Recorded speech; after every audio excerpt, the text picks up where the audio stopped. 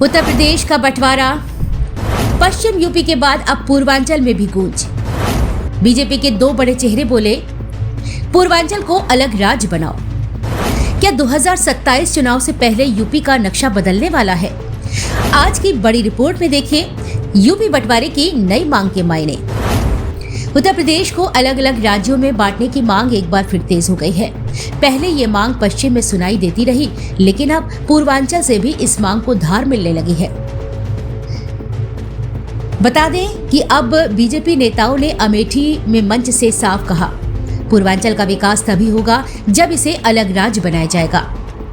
बुधवार 21 जनवरी को अमेठी के ददन सदन में आयोजित खिचड़ी भोज एवं स्नेह मिलन कार्यक्रम के दौरान ये मुद्दा खुलकर सामने आया है, जहां पूर्व केंद्रीय मंत्री और बीजेपी नेता डॉक्टर संजय सिंह ने कहा कि उत्तर प्रदेश दुनिया के कई देशों से बड़ा है।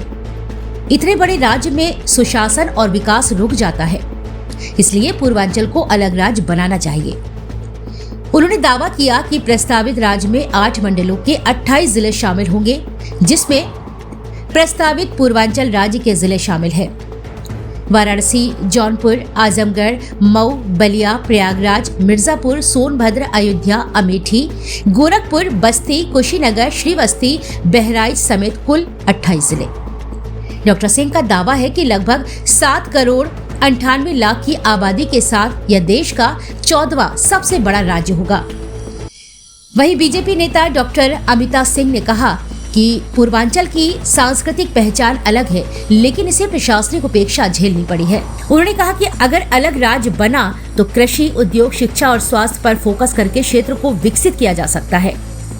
उन्होंने दावा किया, हमें पूर्वांचल राज्य दीजिए, हम भारत को जापान बना सकते हैं। इस कार्यक्रम में पूर्व विधायक, एमएलसी और आरएसएस पदाधिकारी सहित हजारों लोगों की मौजूदगी से मसले को एक नई धार मिलती दिखी है। अब बीजेपी नेताओं की इस मांग का राजनीतिक असर क्या होगा, यह देखना बहुत ही दिलचस्प होगा।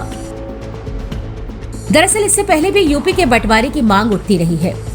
पश्चिम यूपी के कई बीजेपी नेताओं ने अलग हरित प्रदेश की वकालत की थी, जिसमें रालोद के पूर्व अध्यक्ष रहे स्वर्गीय चौधरी अजीत सिंह हरित प्रदेश की मांग हमेशा करते रहे।